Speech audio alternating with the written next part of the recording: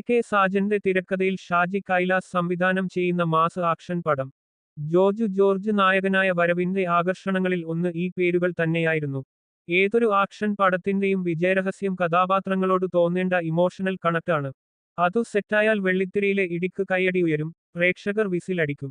പക്ഷേ ആ വൈകാരിക ബന്ധം സൃഷ്ടിക്കപ്പെട്ടില്ലെങ്കിൽ രാജാവിന്റെ മകനിലെ മാസ് ഡയലോഗ് പോലും ട്രോളായി തോന്നും. വിൻസെന്റ് ഗോമസിന്റെ പ്രശസ്തമായ ഡയലോഗ് മാറ്റിപ്പറഞ്ഞാൽ, കഥാപാത്രങ്ങൾ മനസ്സിൽ കേറിയില്ലെങ്കിൽ പിന്നെ കാണുന്നതെല്ലാം യാന്ത്രികമായിരിക്കും. സിനിമ കണ്ടിറങ്ങുമ്പോൾ പ്രേക്ഷകർക്കു തോന്നുന്നതും ഇതുതന്നെയായിരിക്കും. ഒരു കൊലപാതകത്തിന്റെ ശിക്ഷ അനുഭവിക്കുന്ന പോൾസൺ എന്ന Polachan, George George Kannur central ജയിലിൽ നിന്ന് 10 ദിവസത്തെ പരോളിന് ഇറങ്ങുകയാണ്. അയാളുടെ നാട്ടിലേക്കുള്ള വരവ് ചിലരെ അസ്വസ്ഥരാക്കുന്നു.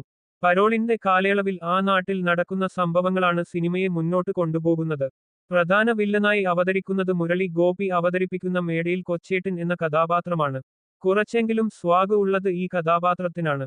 ചിത്രത്തിന് ഒരു ശരാശരി അഭിപ്രായമാണ് ലഭിക്കുന്നത്. ആദ്യ ദിനം ഏകദേശം 1 കോടിക്കടുത്താണ് ചിത്രം കളക്ട് ചെയ്തിട്ടുള്ളത്.